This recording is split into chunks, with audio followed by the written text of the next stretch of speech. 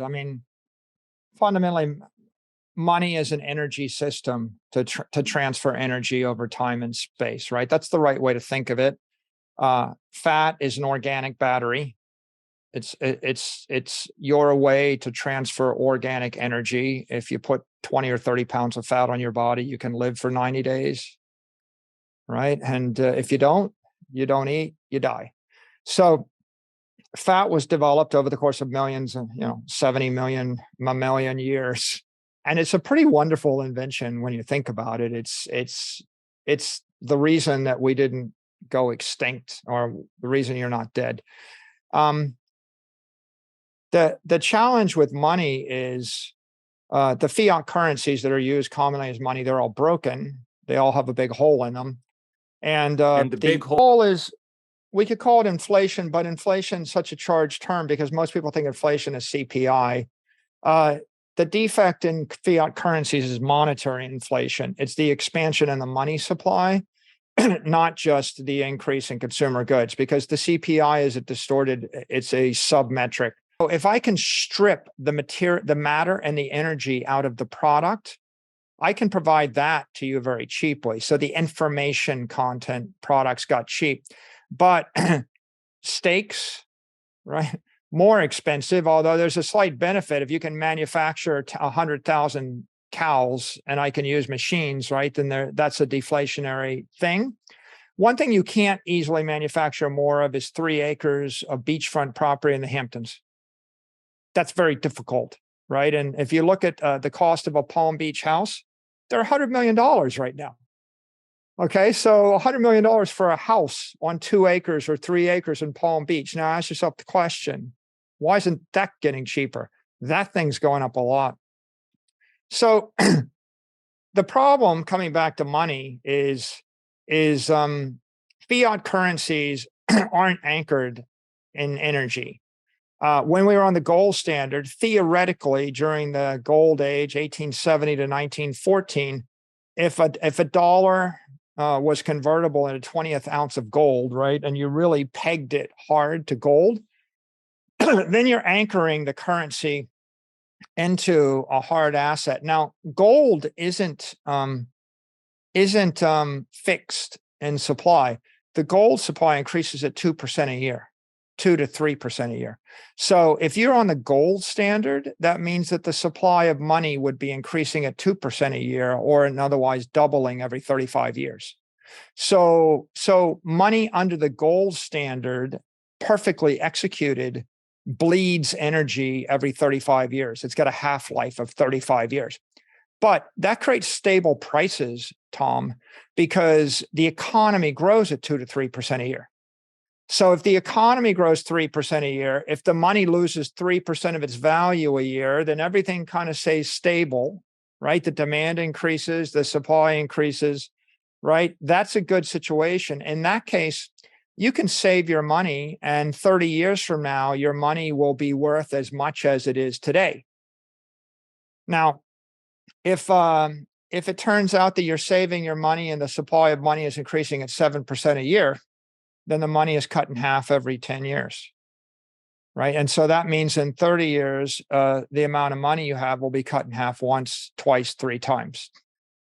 So you would have 12.5% of your wealth in 30 years saving money under the fiat standard, under a 7% regime. Now, 7% was about the rate that the US was inflating the dollar supply. But in the developing world, in weaker countries, you would see them inflate the money supply about double that, 14%.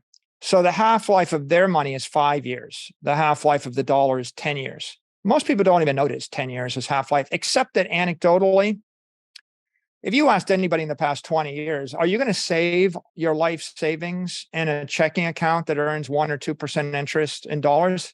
They would tell you no. I know intuitively the cost of a college education is going to go up. The cost of a house is going to go up. I can't just save in dollars that generate 0% interest. So under the fiat standard, the money supply is expanding from 7 to 14% a year, depending on where you are, until we got to COVID. And in COVID, everything doubled.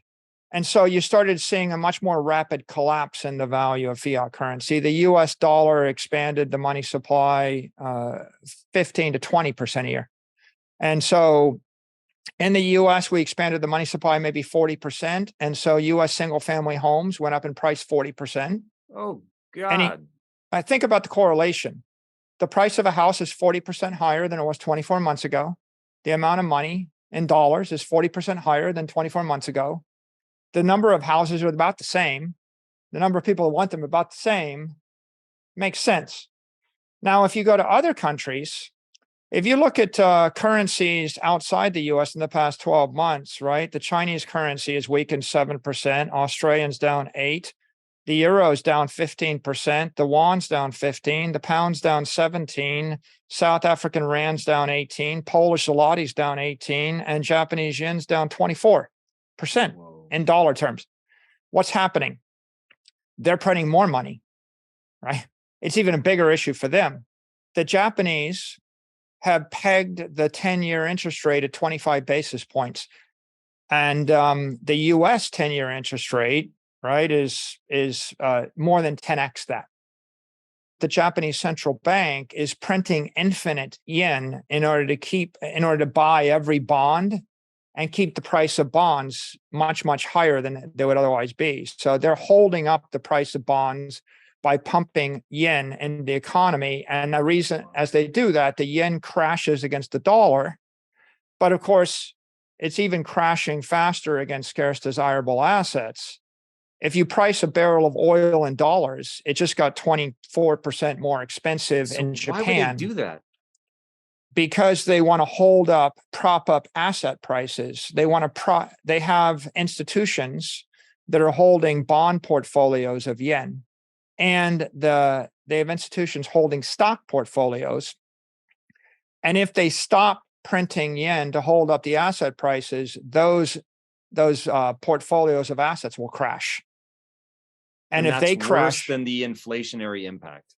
Well, if those portfolios of assets crash, then the banks or the investors that hold them will be technically insolvent and go bankrupt. If I'm a bank and I have $10 billion of assets and $7 or $8 billion in loans outstanding, then I look solvent. But if those assets are in sovereign debt and the sovereign debt crashes by 2 or 3 billion, I'm technically insolvent. It creates a banking crisis or a financial crisis. So it gets like worse than this, right, Tom? That's the good news. Those are strong countries. Great. The bad news is like Sri Lanka, Argentina, Turkey. Now, are those the same thing just played out on a longer timeline? Those are examples where the government's printing even more money. So, for example, the cost in Turkish lira up 120% over 12 months. So the Turkish lira is crashing more than 50% against the dollar. The Argentine peso is crashing.